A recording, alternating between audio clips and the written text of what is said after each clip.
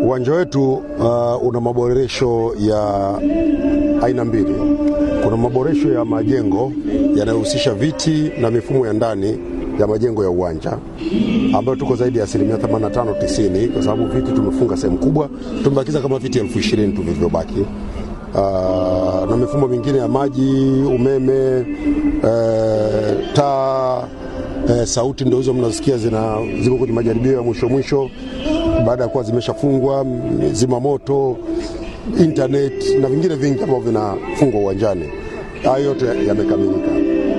Tulikuwa na changamoto na pitch, na CAF walikuja kutusimamia na kutoa maelekezo ya nini wanataka tufanye. Tulishafanya yote, na sasa hivi kazi inayoendelea ni ya kuendelea kuhakikisha kwamba uwanja unazidi kuwa bora zaidi. Lakini kwa maelekezo ambayo tulikuwa tumepewa na CAF, yote tumeyatekeleza na uwanja umekuja vizuri. Dar es Salaam ni kweli kuna mvua nyingi. Uwanja huu uwezo wake wa kuondoa maji umeboreka sana sasa hivi ikilinganishwa na wakati ule tulipokuwa na changamoto. Sasa hivi unaweza kutoa maji humu ndani kwa haraka zaidi ya mara 10 ya kipindi kile, kwa sababu kuna kazi kubwa ambayo imefanyika kwenye uwanja. Sasa haya mengine ni maamuzi ya mamlaka zinazosimamia mpira. Sisi serikali hatuamui mechi gani ifanyike wapi, wanaoamua ni wenye mamlaka yao. Lakini sisi tumeandaa uwanja na uwanja uko tayari, na nyinyi wenyewe mmeuona. Uwanja wa Benjamin Mkapa ndio hapa. Hapa mvua hata ikinyesha saizi baada ya dakika 10 tu hakuna maji ndani. Huu uwanja wa Benjamin Mkapa ndio uwanja pekee tunaotegemea kwa nchi yetu wenye hadhi ya kuhost mashindano ya kimataifa. Mheshimiwa Rais anatambua hilo. Ameamua kuongeza viwanja vingine viwili kwa mpigo. Kwa sababu leo tunahangaika hapa kwa sababu hatuna uwanja mwingine. Yaani kama sio Benjamin Mkapa hatuna uwanja mwingine. Lakini uwanja wa Arusha kule tuko 43% leo tunakwenda. Sio muda mrefu ule uwanja na wenyewe utakamilika. Tunaanza kujenga uwanja mwingine Dodoma.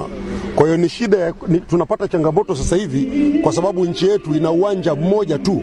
Mheshimiwa Rais Dr. Samia Suluhu Hassan kwa kutambua changamoto hii na kutambua athari zinazoweza kujitokeza kwa nchi kuwa na uwanja mmoja, ameamua tutumie zaidi ya shilingi bilioni 650 kujenga viwanja vingine vipya viwili, na tutajenga viwanja vingine vya mazoezi. Huo Shamba la Bibi, uwanja wa Uhuru, na wenyewe tunauboresha ufikie sifa ya kuchezwa mashindano ya kimataifa yanayoandaliwa na CAF. Kwa hiyo sio muda mrefu manake tutakuwa tuna viwanja 4 vikubwa vya serikali vyenye uwezo wa kuhost mashindano ya kimataifa. Benjamin Mkapa, Arusha, Dodoma, Uhuru. Huyo ndio Dr. Samia Suluhu Hassan. Sasa nani atakayeweza kumkwamisha? Hapa sasa hizi wana take advantage kwa sababu tu tuna uwanja mmoja. Na uwanja wenyewe uko tayari ndio huu hapa. Hapa zimeweka fedha nyingi.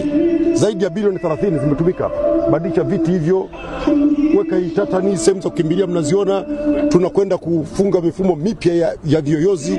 Tumerekebisha vyumba sijui vya waamuzi, vyumba vya anti-doping, vya madaktari, vyumba vya marefali, ball boys, na kila walichokitaka CAF tumekifanya. Tunafanya kazi bega kwa bega na viongozi wa Simba. Tumefanya kazi pamoja mpaka tumefika hapa. Tulikuwa hatulali. Tunafanya kazi hapa usiku na mchana kuhakikisha ile changamoto iliyotokea kwenye ile mechi siku ile tunaikabili na tumeimaliza. Mimi naomba waandishi wa habari, mkiona Dar es Salaam kuna mvua nyingi, njoni hapa.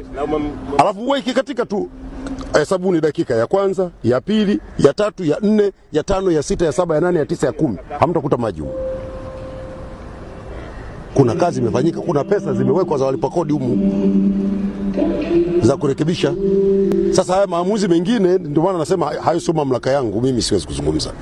Hayo sio mamlaka yangu, lakini sisi tulichoambiwa tumekifanya, na nyinyi wenyewe mmeuona uwanja huu hapa.